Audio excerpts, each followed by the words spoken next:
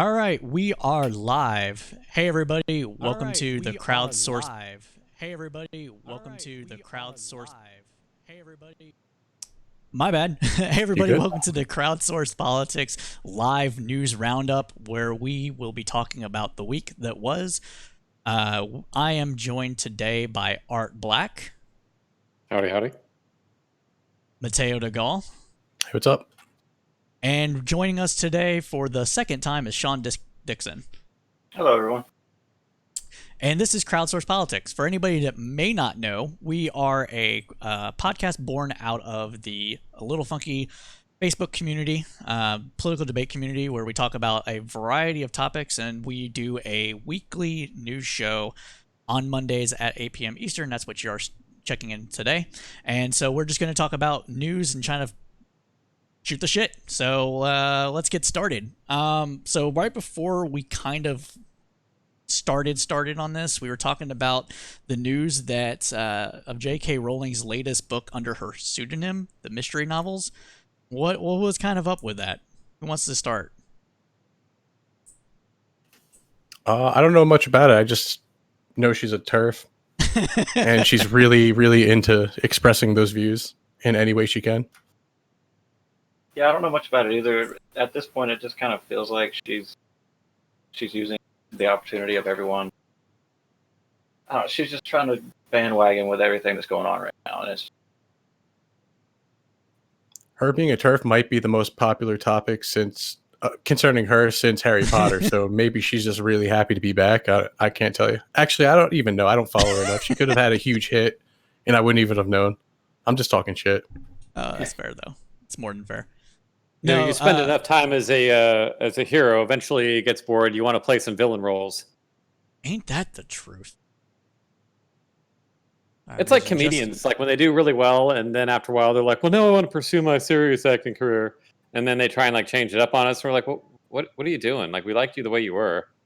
And apparently, only Robin Williams and Jim Carrey. Jim Carrey. Off. Yeah, no, I mean other people try, but yeah, and even them, I'm like, even when they pull it off, I'm like, I wish you hadn't. Like, I rather would have watched your funny stuff, but well, okay. Did you say Jim Carrey? Yeah, Jim Carrey's been did a couple of serious roles, and I thought Yeah, he did a show on I think Showtime called Kidding, and honestly, I thought it was going to be crap, but it was really good. And he plays like a really serious role. It's kind of funny too, though. Nice. Yeah, I hadn't really seen that, but so for those that might not know, that it's just hearing about this, for the last few years, J.K. Rowling has said some things that are TERF-y, if not straight out TERF. And she. What's a TERF? The real humans don't know those words. TERF is a trans exclusionary radical feminism. They're particularly focused in on trans women, and basically they don't believe that trans women are women and therefore should not be allowed into women's spaces such as bathrooms, locker rooms, domestic violence shelters, and that sort of thing. There's some overlap with people that are concerned about sports, but they're more about the whole, you didn't grow up as a woman and therefore you are still male in your outlook and privilege. So therefore you shouldn't be allowed in these areas, and it's dangerous for us to allow them. A lot of TERF people are think that basically all men are dangerous. That's what I've gotten through the people. I mean, I was about to say, I think they expose a pretty big issue with how they view men. They're so dead set on keeping men out there. Even when one identifies as a woman, they're like, no, oh man, that's danger.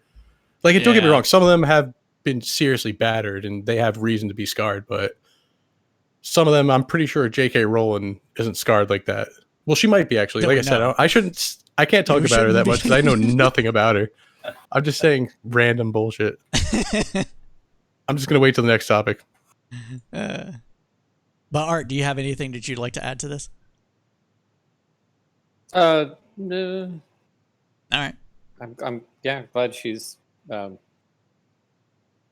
popular again with bad people. Yeah, it feels like controversy for the sake of keeping fame and selling more books. I mean, notoriety works in a pinch. Yeah, but I wouldn't go that far. I mean, she's said some stuff, like, so. But that's It's a combination of it, Yeah, fame and just deeply held beliefs. I mean, if you really believe something and people are giving you a soapbox to stand on, usually you take that opportunity. for sure. What I don't understand about most billionaires is that when you've got that kind of money, like just the pure fuck you money, you'd figure that you'd get more of them just coming out there and really keeping it real. And it might just be a mechanism of how a lot of them made their money. They're just not that kind of people. But it's funny that you don't see more of it, where you get to this level where you're just like, you know what? I couldn't spend all of this money in my entire lifetime. I mean, it could never happen. Like I will never have any problems. That no one can ever punish me for anything. I can't get canceled. Like, yeah, I'm just gonna say exactly how I feel. And she's one of the few that's, kind of going that route a bit. You just don't, well, I mean, maybe like Elon Musk, who's just like, ha ha ha, I've got $60 billion, but I'm still gonna post about anime and like memes and whatever. Like, Talk shit about Bill Gates when Bill Gates says compliments. Right. Yeah, like it's just like, I'm like, I get it. You just want to be a child, and you got a lot of money, and you're doing stuff, and you don't care. Like you'd expect to see more of that, but most billionaires are just kind of boring. Like they don't really use that power for good or evil. It's like they just kind of fade into the background. It's just really unusual. I just would imagine it being totally different. For sure. Yeah. No, I can see a lot of that with the whole having money thing and being a kid again or whatever. But I guess we kind of beat this topic to death. So what else? What else happened in the last week? What was one of the biggest things that we saw? We'll get into the whole COVID shenanigans later, but there was some stuff that happened in Belarus. Who wants to pick up on that one? I think, Sean, you were talking about that the other day, right? Yeah, I didn't get to read up on it much yet. It was just it was at the top of world news on Reddit, but I hadn't heard of it anywhere else. So I thought that was. Well, so with the whole Belarusian thing, they had an election. They're in the midst of an election. The top opposition leader has been kidnapped off the street. Believe that is what exactly happened. I have not seen any updates on that particular story. Whether or not that she had gotten away or not. Have you heard anything about that, Mateo, with the whole Belarus thing? With the woman, the what about opposition leader that got kidnapped off the street? I know actually not much about it at all. Jesus. I know there's a lot of there's a lot of protests going on. That's why I wanted to. We shouldn't really. Never mind. We'll talk about it later. Let's keep like domestic, just really made for consumption type of stuff. Yeah. All right. So let's go ahead and go on to the domestic angle then, since we aren't totally prepared for the international stuff. Bob Woodward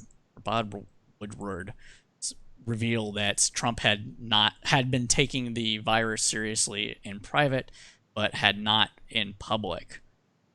Thoughts? Opinions? Will this change the election at all? Are people going to be pissed? What do we got?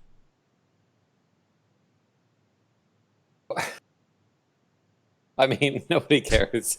Yeah, it should change a lot, but everyone's decided, yeah, and everyone knew Trump was full of shit the whole time. Like, yeah, it's one of those things. Like, even people trying to like criticize Woodward for it, they don't have like a solid argument. He's like, listen, we all knew he was lying. Like, what the fuck? Like, he didn't say Woodward didn't save any or risk any lives by not breaking that news earlier. Right. It's just everyone knows him. He's a piece of shit. Everyone's going to vote for him. Who's going to vote for him by now? I can't imagine there's fence sitters. Like, who's really still deciding? Maybe people who really just don't follow anything or like to sound like they're the middle of the aisle type of person. Mm-hmm. Why do you think people aren't going to be just? It's not going to change people's minds one way or the other. I mean, this is kind of a big deal, right? Isn't it? I mean, like Mateo said, everyone knew he was lying, and ultimately Trump's fans feel that they're at war, and that if some of them have to die, they're just casualties, and they're ultimately disposable. So, it's all worth it to own the libs. I mean, there's nothing beyond that. So if they felt differently, this sort of information would change their minds.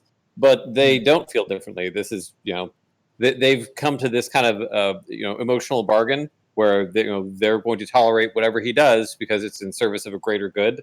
And this sort of malfeasance is just your general practicing deception at war. And it ultimately, if it gets him reelected, so he can keep owning the libs, and that means that some percentage of them have to die for that to happen. He's not going to lose any support because they've already made that calculation. That's a fair point. You think that is it the same thing with him having the CDC change reports coming out from Fauci and some others? Do you think it's the exact same calculus, or do you think that's going to have a little bit more of an impact than him downplaying it? All the same. I mean, they don't care about what the actual truth is. They just want to figure out some way to spin it so that Trump doesn't look bad, so that Trump can win re-election, so they can keep getting what they perceive is what they want. So, yeah, I mean, these are the final nails in the coffin, and then Trump supporters want to act like there's nothing dead in the coffin. They're trying to rip the nails out. Like, let's get this thing open.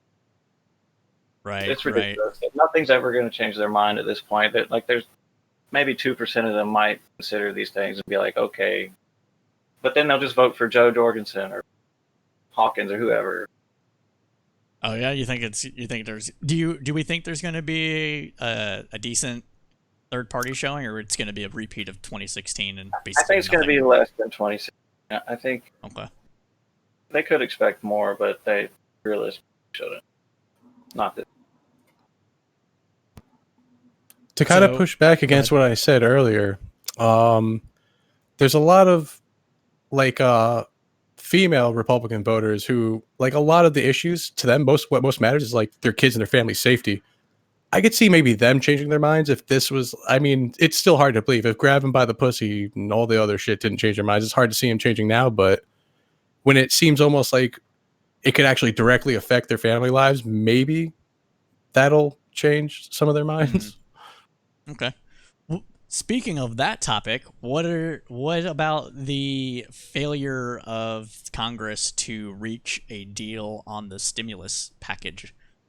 Republicans were asking for $1 trillion and basically no stimulus money, basically continuing on what Trump already approved of through the budgetary shenanigans with FEMA money, and not much else. Democrats were asking for $3 trillion in stimulus money to allocate to both testing and to prop up state governments in order for them to still have services that to fill the hole that the tax revenue base had left. What are your thoughts about that? Unless the stock market starts crashing, Congress people, Republicans, mostly Republicans, but even the Democrats aren't going to feel much of a panic anyway. So this is not that surprising considering what the S&P and everything has been showing on the screen. And also it's close to election where if you're a Republican, you're probably not confident about Trump winning to the point where you're just almost hoping only to hold on to the Senate at this point. So I think, damn, we're live too. I lost my train of thought. I started to read something. Let's just move on. It's all good. What about you, Art? What's your thoughts about the whole stimulus package failure?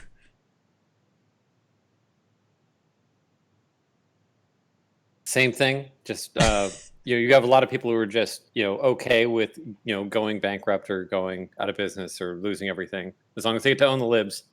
Otherwise, people will be calling up the Republican senators and saying, "Hey, you need to do something." These guys aren't getting pressured because their constituents don't care. Well, are their constituents mainly blaming the governors for keeping the economy shut down? Do you think that might be what it is? They can blame whoever they want, but they're still not getting the Republicans in Congress to pass a stimulus. So, I mean, they certainly are blaming who they're being told to blame, but the governors don't have that stimulus money, so they're not holding it up. Interesting. No, I guess that's a fair point in that regard. I'm a little surprised that they're not more gung-ho about doing the stimulus package, if for no other reason that it would gin up the economy. The stock market would get a boost and GDP would go up, and this is something that we're in the middle of Q3 right now. Technically Q4 for the government, and so I'm a little surprised that it's not. They're not pushing for it, if for no other reason to boost Trump's chances. I know that a lot of Republicans are like, Trump, no thank you. But still, like, 80% of Republicans approve of Trump's job. Like I said, if the S&P doesn't start going down, they're not going to even realize the economy's in bad shape. Did you see them at the RNC? They actually talked about how good the economy was. They don't understand what the economy is. They just know stocks go up or down, and it sounds insulting, but it's not. It's kind of just normal. So it's actually during the recession when Bush was still in office, we needed stimulus really bad. It was a real big problem. Congress couldn't pass it because, of course, Republicans wanted to talk about bootstraps and fiscal responsibility. And then that's when we got the Dow down 777 day. And then after that, they're like, oh, we need stimulus. It's like, great. It would have cost us a little bit less if you just did it yesterday, like literally yesterday. Ain't that the truth? Yeah, they never understand what's going on until like maybe, I don't know, it's just got to be their fucking retirement account. I mean, they're just normal ass people. Yeah, that's the thing. Like, the people in Congress generally are detached from the normal economy. They're either living off of riches that they've earned previously, or family wealth, or riches that they conned out of the from like stock trading and stuff, from having that insider information. And they just don't know what it is on the regular person's plate right now. Everybody's kind of trying to scrape by, whereas the intellectual elite, quote unquote, are doing fine, and that's what class of people they belong to. So. And they take this economy for granted. Like, it wouldn't even, like, the illusion of us being in decent shape would not even be a thing if it wasn't for all that money that the government's been spending. Like, during the Great Recession, we got very little fiscal stimulus. It was mostly monetary. This time we got monetary, like, right away. The Fed just went super hard right away at the problem. And then even on the fiscal side, Congress, they gave us like direct payments. They did a lot of stuff. Not enough, but it's still way more better than nothing. So, all right. For anybody that is just joining us, you can join us on the air by joining our Discord server. The Discord you can get by trading dude point Discord, or you can find it in the link in the about section of our Twitch. As with all our live shows, our guests are on the show, so feel free to ask us questions, and we'll pontificate and give you his answers as best as we can. So I think we've kind of covered the whole stimulus thing pretty well. What else has been going on? What else had gone on this past week or so? Got stuff burning. Say again. I didn't hear you. We got forests burning down. Oh, right, all the fires. Supposedly Antifa's doing it. It's funny that you should mention that, because there was rumors online about Proud Boys starting it, and it was done via TikTok, and it was so obvious that it was a joke that I'm surprised people actually believed it. Did you guys see that? What people believe nowadays. I missed that one, but yeah, so much stuff that's obviously not real, or it's satirical, or whatever the case. And then people just instantly believe it and share it like, wow, look at this. It's reality. No, it's not. You just have to hit the right symbols and people just run away with it. It's really weird. You know how when the eye, like, when we visualize things, our brain makes guesses about what's in front of us before we really even focus in on all of it. And it's usually pretty accurate enough to save our lives from animals back when we were in the woods. The way people deal with even words, especially like political or religious, like something that's really like just central to your identity, they deal with symbols the same way. You just have to like hit something like Antifa fires, and it could be some guy's joke, and they're already so ready to believe it. Like, before they're even done focusing on it, they already made that decision, and it's telephone from there on out. Good point. Yeah, they're just like loaded bombs, and they're just very reactionary now. They're just so pumped up with it all. Yeah. I think one of the fires that they've discovered was actually started by somebody that it seemed to be maybe a pyromaniac or some other kind of loose person, not anybody affiliated politically, but just some guy got caught, I think, in Washington. I think even I mean, I today. don't doubt it. Yeah, there's quite a few actually. I mean, this is pretty normal, or so I thought. Like everybody kind of knew this. It's like every Yeah. year for decades now. There's always crazy people somewhere trying to start a fire, and they just happen to spread more easily over in California, over in that lost drier area. But yeah, everybody wants to apply politics to everything, but it's just a regular. I mean, it's not necessarily normal, but it's normal happening for years. Crazy. As sad as it is to say, we have just this past night. I want to say it was last night. We had another. What?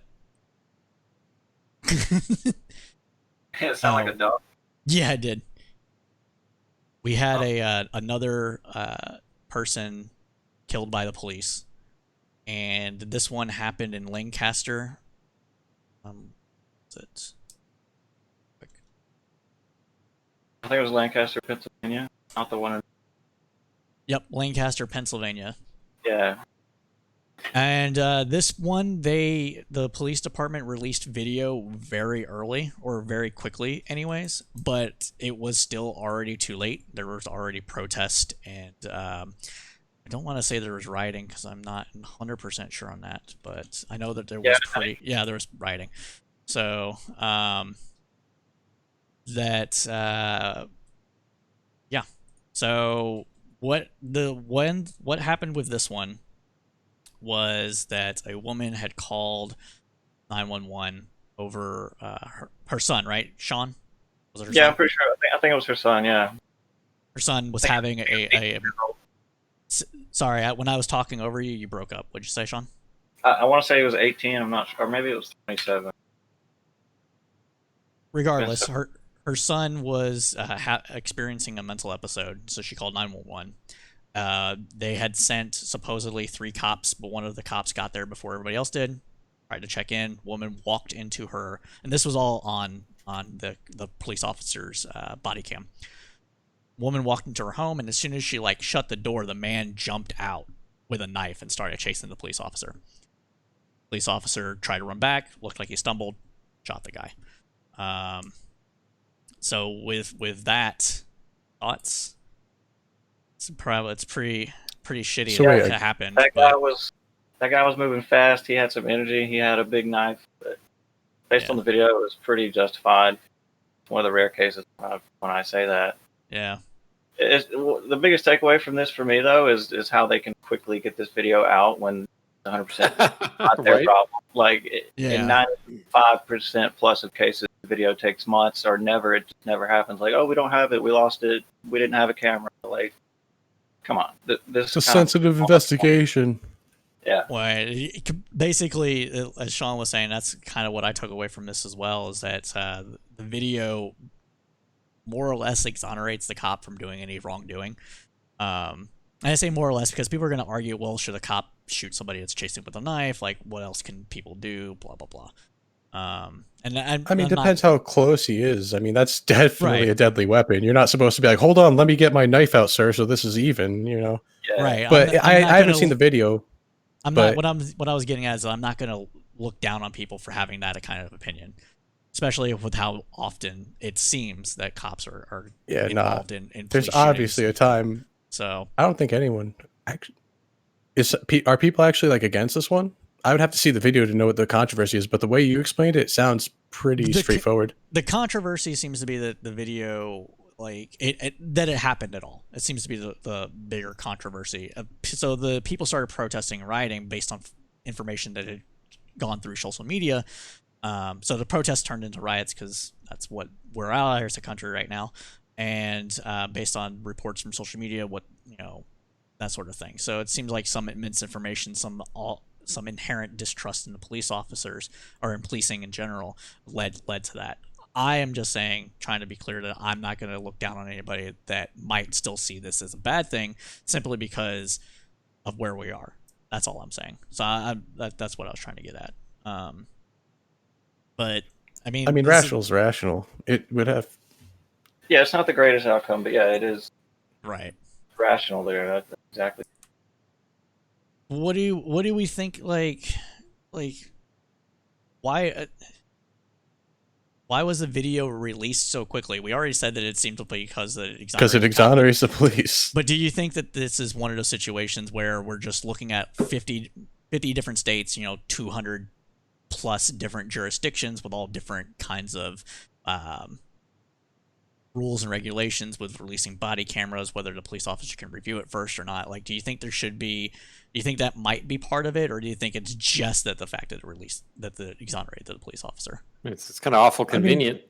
There's a cynical view and It only happens when there's an extreme a convenience. more supportive view of the police. I mean, I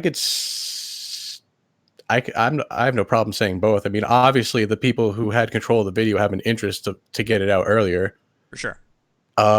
If it's not normal for that particular jurisdiction to do that, then I'm going to start easily leaning towards they're just doing it to help themselves. Right. That's a fair point. I don't know. I think we should have national standards about these things, though, simply because we're all politics is quote unquote local, but because of social media, because of the way mass media, everything is becoming more nationalized. People are seeing more in common with people that are 5 states away that might share their political ideology, and the people that live next door that don't. It seems like I know this is kind of anti-federalism here to a degree. I was going to say you might need a constitutional convention to get where you're trying to go. Yes and no, because Congress can possibly use the purse strings to kind of get jurisdictions to do what they want, if they want that money. So, withhold funds if they're not cooperating with ICE. Yeah, with funds if they're not cooperating with ICE. I mean, yes. I think there was other issues with that though. The funds were allocated already, and it wasn't Congress that. Yeah, that's what it was. Probably. With that one. I was more making a joke. Yeah. There was no deeper meaning to that, really. But people on the right will be like, yeah, exactly like that. But hold up. Funds were already allocated through Congress. This is president overstepping his bounds about the ability to release funds. So there are issues with that. But with the 1994 crime bill, there was various monies offered to police and states to do certain things. Not everybody took upon it, but a lot did. And so, we have kind of similar sentencing going around the United States. People. Oh, so an opt-in type deal? Yeah, it wasn't. Most of it is, but usually. Oh, that's that's the state's prerogative. They're allowed to join. It's like parts of Obamacare. Yeah, it wasn't something. I mean, they probably would have been better off if it was forced on them, but it was probably unconstitutional otherwise. But like I said, a lot of the state's issues it comes down to constitutionality. It might have to be a fundamental change, which I'm not saying it's a bad thing. I mean, obviously that's why the amendment process is there. Right. But all I was going to say is why can't the left or some people that are highly interested in judicial reform have a similar organization to ALEC? What's stopping the left from doing that, or police? I think they're too busy using the symbol of motherhood to go after guns right now. Really? They are really, really funded with that shit right now. So, I mean, that's where a lot of the judicial activism is on the left right now. It's still Bloomberg. Oh yeah, no, they've got a lot more funding than they've ever had. I mean, they're really giving the NRA a run for their money. Interesting. John, what are your opinions on that? Sorry, I wasn't paying attention to that last part. I was looking for the next hot topic. You guys kind of went into your own little thing there, and that's fine. Sorry. I'm glad we got all of that out of that police video situation, though. That was good. Yeah, for sure. I would like to see that first, though, before I, make any real conclusions. I'm just going off what I heard in case anyone gets mad at what I said, because I haven't actually seen it. No, that's fair. Did you see the one with the, people are calling it propaganda, with the whole protest that happened outside of outside of a hospital? Did you see that one, Mateo? I mean, I wouldn't call that propaganda. I'd just call that a documentation of what happened outside the hospital. Well, so to be fair to everybody, I wouldn't call it propaganda either. However, and this is like anything before the but anyways, it was like it seemed like maybe a dozen people tops. Like the news Well, reports yeah, made it seem even like it people who was support that would be huge. pretty dumb to go out there and say that. I mean, you're on a list Yeah, out if you're gonna like, even if that's something you want to do or support, or you know, yeah. it's don't Like do that. it was a dozen people at most, and yeah, they were inside the pull up for the emergency ambulance entrance, but uh, no, when I'm saying but, like, I don't Yeah, think they but what should do have you been think's doing this at empowering all. these people? I mean, if we want to kind of look at this the way we look at everything else, we would have to say there's a large base of people who, I'm not going to say they're promoting this as well, but they're somehow fellow travelers and they're more silent about this than a lot of things. You Like, think they're yeah, of more course, we silent all about it? condemn it. I mean, besides like the default, of course, I'm against this thing, and then they go right back to caring about, some right winger who doesn't want a child twerking on a movie. Oh, we should talk about that one, huh? That's the segue, man. I'm That's a learning how to segue. do this podcast stuff. Oh man. So I guess we That should get argument. into the whole cuties movie. Are you comfortable talking about that one? You've been on, off and on. I'm just making sure. Oh yeah. No, I mean, there's just nothing. There's no victory here, only defeat. There is So, only defeat with this topic. That is fucking true. Yeah. I could be super quick about it. I could be like, it's a good message from what I gather. I haven't watched it, but from what I hear from people who say they have and everything. But I think, you laid it on a little too thick. I mean, South Park is going to have a lot to work with now because of this shit. I hate saying both sides, because of both sides of this argument. It's true. It's a Yeah. serious topic, but some of the reactions are just absurd to the point of comedy. Well, I mean, we had people like I've seen people talk about the movie and the dance scene, and the dance scene is much. It's a bit much. Like, yeah, Like, Yeah, I it's think I got the message it's a bit before you much. had the kids doing this shit. Like, it's a bit much. Yeah. Somebody it was National Review that said, "Hey, go ahead and do this subject, but hire adult actors that can look like kids." And I'm just like, does that really make it better? If your I mean, argument it is sort of not does. to, I mean, a lot of people are worried about. There's a lot of people out there who will extract sexual like feelings out of that shit. Like, and it right, but gives them if cover they almost. look Who? How do you know if the guy next to you in the movie is like looking at them like that? You don't want to give them this option, right, but or I my feel like my you don't. I mean, that's at least my initial reaction to hearing this shit. my, the reason I bring that up as a point is because, like, if that is the position that you're taking, then how does hiring adults that still look like kids fix that? Because it's Well, not you're gonna actually hire an kids. 18-year-old that looks like a 9-year-old. Well, in this particular movie, yeah, like 11-year-olds, like, yeah, like, how does that fix that issue for it? Does Yeah, it? but Like, it's I don't think it does. It's not a huge fix. I think it's just not kids doing those things at that point, which is probably the line for a lot of people. I mean, I could see why it's a very, very uncomfortable thing to Sure. have out there, like, and to put out there. And at the same time, you almost have to wonder if this was like almost like a business decision. Like, how much money will we make if we just make a movie with a nice, message? Or how much money will we make if we make a movie that just pisses everyone off and they talk about it? See, that's another thing with this topic, though, is that this was a French film, and anybody that True. knows things about They're a lot cinema, different. they Yeah, take this subject culturally. a bit differently than we do, and hate to That's say it actually again. kind of fair. There is a cultural relativity argument there. I mean, obviously we're not night and day with France, but Right. generally speaking, sexuality is viewed differently over there.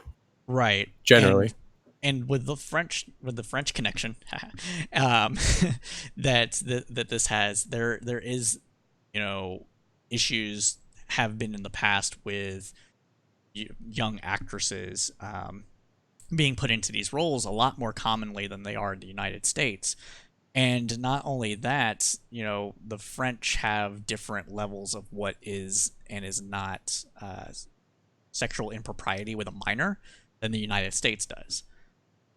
That's another thing to kind of look at from this angle as well. It's like, I'm not. I mean, it was framed as a negative, so it's not like they were trying to promote it. The message was that this is common, but it's wrong.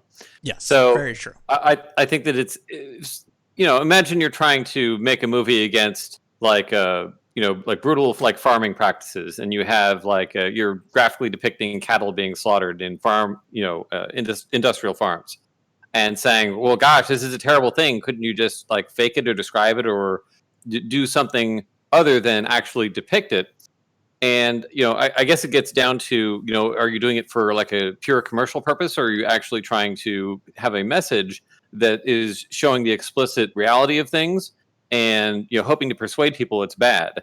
And in the long term, showing something that's happening anyway in a context where it could persuade people it's bad, it makes a lot of sense. Mm-hmm. Rather than kind of softening it up. It's almost propaganda to show the harsh reality of something that's not the harsh reality. It's actually like this fake, like Hollywood version of it. Right.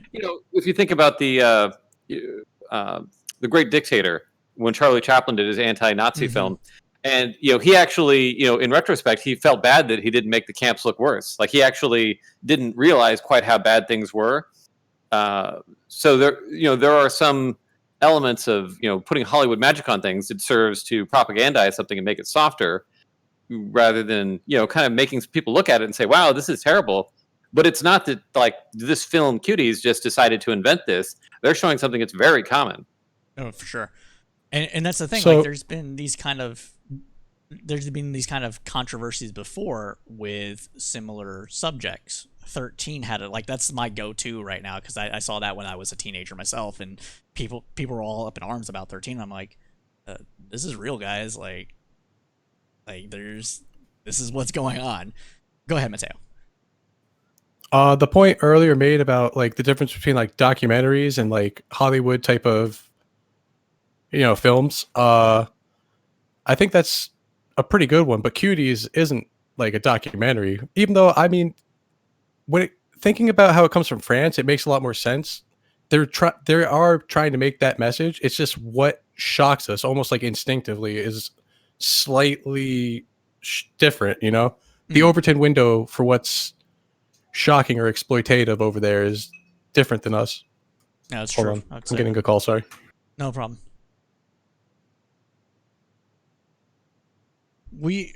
But then there's this whole like QAnon pedo thing with it that the right is like latching onto, and where if you defend the movie whatsoever, you're instantly a pedo. What do we think about that kind of thing with it? Sean, I see you nodding over there like a huge agreement, man. That's my favorite thing right now. They've hit me with it about 20 times. Like, if you disagree with their opinion on that movie, you're instantly a pedo to them. Well, when the Nazi accusation doesn't fit, go for pedophile. Yeah. You gotta be strategic. Though. Like they'll just label you with something as disagree with their opinion. Yeah, I've seen everyone labeled a pedo on this, and it's really just honest opinions about like this. There's a line that has to be drawn here, and this really walks the razor's edge. If you don't want to take a side, you could say that. It's understandable for these differences in opinion to happen, but everyone, whether they see someone for it or against it, they really just want to reach for that. Oh, well, you're just a pedophile thing. It's like, you caught me. Oh, like I get. Be careful, man. You don't want to get that clipped. Damn it. Like if there's an actual pedophile in those conversations, they're not going to be disagreeing with people. They're going to be like, yeah, you're absolutely right. Get the pedophiles. That's what the pedophiles would probably be doing. The gentleman doth protest too much, right? Yeah. I mean, yeah, there's a distinct undercurrent here of people who have had some kind of sexual abuse in their own lives that are either super triggered by it to the point where, in our society, there is, a lot of times a suitable venue for, for anybody really to kind of come to terms with that publicly. So the way around it is you don't. You just basically never do. You never talk about it. You all, society basically agrees not to talk about it. And even bringing it up in this context, even in a way to make it look bad, is kind of a violation of the social contract. We kind of have this, just American understanding that, this is bad. And the only way you talk about it is saying, oh, if I ever catch those guys, you should just, hang them from a tall tree. Like there shouldn't be no trial. Just like you can take that super hard line and then keep going. But like to actually dig into it is super, super taboo. And this is just something, it's just a cultural taboo that is violated. And there may be, arguable reasons why the taboo is in place. But to even explore them is itself a violation of the taboo. I think one of the other things that's kind of interesting about this is that people are pretending like this is new. And yet, if you know anything about music history whatsoever, what did they call the girls that, what did they call, sorry about that, guys. What did they call the girls that slept with the performers? Baby groupies? Like, we're talking 13, 14-year-old girls that were having sex with people at the age 30 plus, and acting like this isn't a thing that's been in our culture, like disgustingly in our culture. I see some from frowns, but disgustingly in our culture. I mean, that's just ever kind of disturbing. I wasn't aware of that. I mean, what is it? I know back in the day, like a lot of older men would like, it was seen differently, but that's like a big, big difference, man. That's crazy. Like that's like Bible. I don't want to insult anyone, but you're right. But like, I mean, there are certain parts of the country where you don't expect that type of shit anymore. Art, what were you gonna say? I mean, I was going to go down a religious tangent that I don't want to go. But, let's just say that if we were to go back and exit poll, all of our ancestors and see, hey, how old were you when you got married? Those of us that got married in our 20s or older would be a drastic minority. Mm-hmm.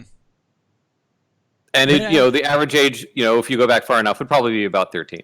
Oh, yeah. No, for sure. Like, that was the whole thing, right? But I'm talking about, we're talking about, the Rolling Stones. And no, absolutely. Nugent, these that wasn't that long ago, and these are the same demographic of people who were like, oh my god, the pedos, and I'm like, yeah, the pedos suck. There's absolutely a weird undercurrent of hypocrisy and like you're saying, like the lady doth protest too much. Like the people who are really, really upset, it's hard to know if they're victim or abuser, but there's definitely certain people that it hits a certain emotional kind of a tenor where you're like, something's not right. I mean, this is obviously a horrific problem, and it's something that a mature society would be able to look at and really kind of put together a better, more adult approach at kind of dismantling and addressing it. But we don't have that. We have a very scarred culture that's carried on a lot of wounds from generation to generation and inflicted them on the next generation. True. And this is a sort of tentative step at exploring that, and it's going to be generations beyond us before it's actually untangled. That's very, very good point, and a nice little wrap up. Put a little bow on that subject right there. Mateo, what's on your mind from this past week? You always have something interesting to talk about. Did we cover the election in general yet? No, we have not touched upon election really at all. When's the first debate coming up? That should be soon, right? I think it's the 29th. 29th. Look it up. Debate schedule. That should be interesting because 29th. Trump is like a supreme idiot on a broad range of topics, but when it comes to just being a rhetorical, like kind of entertaining, almost comedian on a stage, like where you would want to be in a debate, he kind of thrives there. Like, I don't know if Biden's ready for that type of arguing, and it's just gonna, whether Biden's right or wrong, kills him or not, it's just gonna project that Trump wins. It's gonna look like Biden got ripped up because Biden's gonna be a much more polished, nicer guy, where Trump's like, "You suck it, buddy." Like he'll just be sarcastic and everything. It's gonna play to a lot of people, even though I don't think it's going to change votes, but I think that's how it's going to play out. You're the puppet, right? That's what we're gonna have again. Yeah. I don't know. Like I don't know. Like Biden's just gonna make like like he's gonna make some sort of like argument about some compassionate argument. You know, it can be anything, and then Trump's gonna have like a sarcastic joke for it and downplay it, kind of thing. Or like when Rand Paul went after Donald Trump, and Donald Trump like was like, "Oh, you're having a hard time tonight," you know, instead of like really telling him why he's wrong, he's just like, "Oh, you know." And that works with people. People want that. People call that debate, and they call that owning and winning debate and everything. It's pretty dumb. That is why Ben Shapiro is so popular, right? Ben Shapiro is a lot better. I mean, he's a sophist, without a doubt. Actually, you know what? He is a lot better because he's a sophist. Trump is just an idiot who's funny. You know, he's like a wise guy. Talking shit at a party might be fun with Donald Trump, but other than that, he sucks at everything.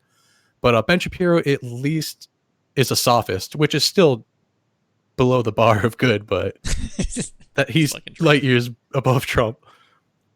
Do we think that the debates are going to change anyone's minds? Like, is this like people are sitting on edge? Oh man, I gotta know their policy. Like, do you think people are going to tune in just to rah their side, or do you think people are like, yeah, okay?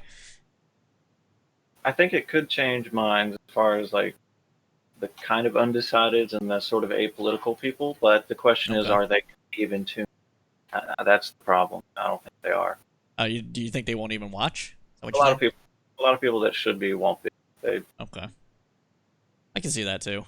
Trump's biggest fans don't even watch his stuff most. They right. I feel like Trump's ratings come mostly from people who hate him. They'll watch it. Like that's why even his Twitter was like more of a campaign tool for anything else, because his word would just get spread far and wide, and hardly.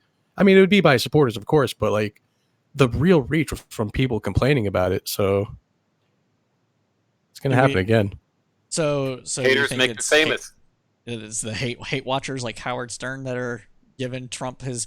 So is the ratings being lower than they were in 2016 for the RNC? Is that a good thing or a bad thing if that's the case? If you're a liberal and wanting Biden to win, I should say. I think it's neutral. Okay. But do we think that since the debates, we don't think debates are going to change anybody's minds? Do we think they're going to, and we don't really think they're going to be good? What's the point? Same point as ever. Just to put on a show. I mean, give someone headlines, make someone. If there's any kind of freak out, like a Aleppo moment or something, it just gives someone more pep rally ammo to work with, I guess. Right. I mean, everyone wants to see it. You know, that's whether or not they're decided is another story. They still want to see it. Yeah, I guess mostly it's kind of an endurance test at this. How long they got to be up there? 2-3 hours? Let me look. I don't want to talk out my ass. I still have it pulled up. They'll both have sufficient amounts of Adderall to last all night. They're going to be up there for an hour and a half. And Chris Wallace, anchor of Fox News Sunday, will be the first moderator for the debate. So, but why not 4 hours? Why not Joe Rogan? Okay. So Joe Rogan. For those that don't know, I don't remember who it was that they were interviewed with Joe Rogan, and they brought up Joe Rogan being a moderator for a debate, and Joe Rogan's like, yeah, fuck yeah, I'll do it. And he like retweeted out, and then Trump like, who wants to see this? And Trump retweeted, I do. And everybody's like, oh my God, Joe Rogan's gonna moderate a debate. And I'm just sitting there like, bait? Debate. I mean, if Joe Biden's doing interviews with Cardi B, this isn't exactly far-fetched. This would actually be an intellectual step up, if you ask me. Don't get me wrong, I love the Trey 9 Bloods. Don't hurt me. But, like... Okay, bro, so that's cool, bro, but have you ever tried DMT? Like, I can't even some imagine. Shit about dinosaurs? Yeah, right. Okay, but right. But have you ever seen some gorillas in the wild do that shit? Like, it's the same thing, man. It's the same thing. Like, I can't even imagine, like, having to sit through Joe Rogan trying to moderate, because he doesn't really moderate. He just agrees with whatever the last person said to him, which is great. I mean, people open up, but, like, he's not like somebody who knows enough to call people on anything. Yeah. So he's just going to sit there and be like, wow, That's wild, man. Do you guys want to smoke some weed? Like, I don't know what he would do other than just sit there and like nod and just, I mean, Far like, out, bro. Far out. Far out, That's bro. the next question. Right. I was discussing this with people online to like really like Joe Rogan, kind of like new atheist people, and like I don't know what the fuck you want to call them, moderates. I don't fucking know anymore, right? And they're like, well, I think they're just coming before- of age. It's a replenishing and depleting these section people are of in people, their I think. 30s and 40s. Like, I'm not talking to people that are in their, Yikes. yeah, like they're like, this should be the way it is. We should have long form debates, and I'm like, yeah, we should have long form debates. I agree with that. Joe Rogan ain't it though. Yeah. It's just not. Yeah, exactly. But like, they like the fact that he doesn't like push back hard and stuff. They want people to like have a debate where you're kind of Chris Wallace is actually a really good pick if you ask me. Yeah, I think he's Chris a Wallace damn will do good a good pick. job. Chris Wallace will challenge people on their bullshit. He will be ready. Yeah, you know where he falls on issues, but he likes to, call bullshit on people, and that's pretty cool. Even like people on his own side, he's probably. I mean, obviously his biases are going to be right, but Right. he's better than most. It is interesting though. It appears that he's the only one moderating this one. It's not a team of moderators. It's just him. I think Yeah, all of them are one moderator now. Yeah, I think it's all one moderator too. Was that something mean, you think if it- was agreed to by the campaigns? cool. Or is this COVID related? We had to guess. Yeah. COVID makes sense, actually. Actually, they could space people apart. I don't know. Lost Mateo there for a second. Wait, did you hear me? No, we heard you. You're just frozen. Can anybody else Still froze? move? I think No, everyone's frozen. No, Still here. there you go. You're not frozen anymore. I can't see Art moving now, or is he? No, he's just standing still. He's just he's No, really still. I'm just I was hanging like, out. Art's Yeah, frozen on my screen. Yep, I'm good. Sorry about that, everybody. Still learning the whole stuff. But yeah, I don't know. Like we know that there's going to be fact checkers with the debates. That was one of the things that Biden like insisted on. But I don't know if they're gonna do it in like real time, as in like somebody's gonna break in like, whoa, you're lying, or if it's gonna be like a scrawl like we have on the bottom of our screen. Speaking of which, join our community, everybody. But or if it's gonna be like, within Chris Wallace being like, you actually lied. We have the facts from I don't know, August 15th or whatever. Like, do you think either one of those matters? He does that, so He does, but do you think it matters which way it's done, or do you think it doesn't matter which way it's done? I would say they should do both. Have like the littler items scrolling at the bottom, and then big stuff. Chris Wallace can be like, "Hey, no, listen." Right. Okay. That's fair. Nick. I imagine it's not going to be as good as we want it to be either way. No, I don't see this. I don't see the debates being particularly any good. But then again, I haven't really seen a good debate since Democratic debates 2008, when it was Hillary and Obama going after each other. that was actually really good. Those were fantastic debates. McCain was pretty good too. Yeah, it wasn't anything to sneeze at. But it was, I think the Democratic primary with Obama and Hillary were the best debates in my lifetime. So. Well, we're just at about time. Does anybody have a final either thought or thing they want to cover before we go ahead and call it? All right. Did we talk about COVID? COVID's kind of making a resurgence, and going into the colder months, Yes, we it did not. seems likely. So, Because given the way coronaviruses spread normally, is in the wintertime is when they really thrive. for sure, and we're seeing what, like 6 or 7 states having large upticks. Alaska's having one. I think it's Alabama. I'll have to double check the exact. I actually had a states, list and I but- didn't save it. I'm slacking. But there's definitely, it's like a handful of states that are seeing a resurgence. It doesn't seem to be related to like schools particularly because a lot of schools are doing half and half and stuff. But one of the things that did get proven again, we already kind of knew it, but it's always good to have confirmation, is that sitting down at restaurants is super spreader because it gets caught up in the AC and people don't eat with their mask on. And so it seems like the cold air keeps it not only heavier, so it gets spread out more, but it also keeps it alive longer. So the winter is going to definitely be probably a hard hit kind of thing. And it seems like being outside does kind of help not make it spread as much. Probably wind, I would say. And the fact that most people are masked up, so they're getting smaller particulates. Wind, UV rays. Yeah, that's just a combination of stuff. There's a lot of factors.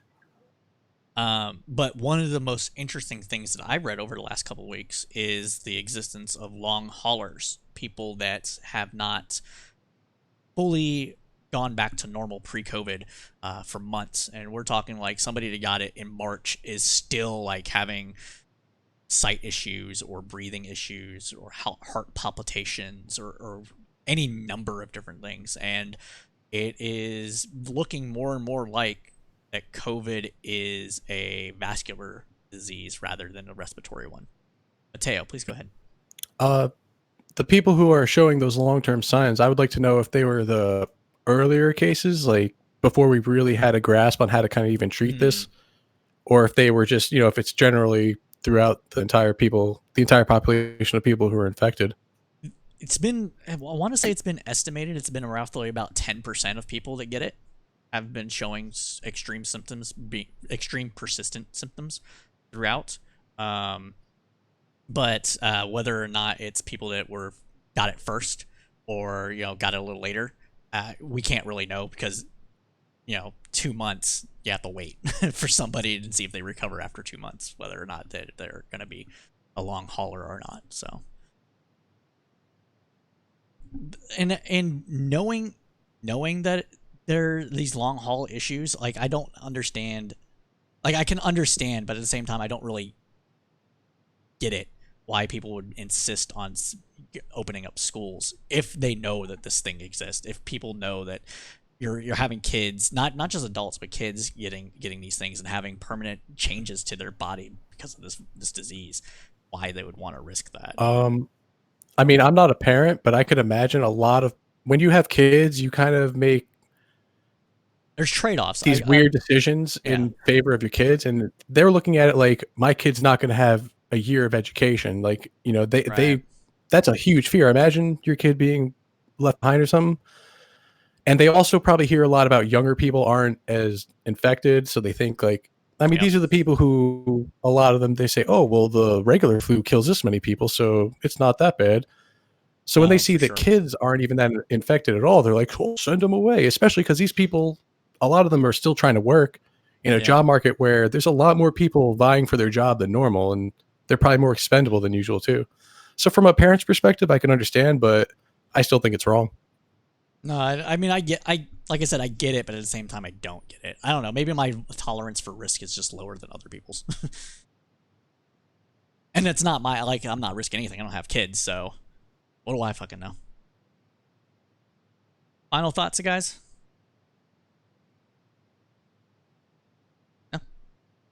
I mean, there's just so much. There's just honestly, we might have to do I've always wanted to be like when we started this whole podcast thing. I've like Diane Reen is that's my vision. Not necessarily that dry, but if we can get that level of quality, and we might need to eventually chop this up into a 2-hour bit, 1 hour for domestic, 1 hour for international, like they do for Friday News Roundups. So be on the lookout, everybody, for that. So thank you, everybody, for joining us. If this is your first time, go ahead and smash that like button. Follow us on Twitch. Follow us on your favorite podcasting streaming service. We generally release episodes on the 2nd and 4th Tuesday of every month. However, because this month had 5 Tuesdays in it, we are doing it tomorrow will be our first episode of the month, and then the 4th Tuesday of the month will be our second. Next episode will be on social trust. It's a very interesting topic and one that not many people know about. It's a social trust theory. And so go ahead and check it out. And like always, keep your head up through the political storm.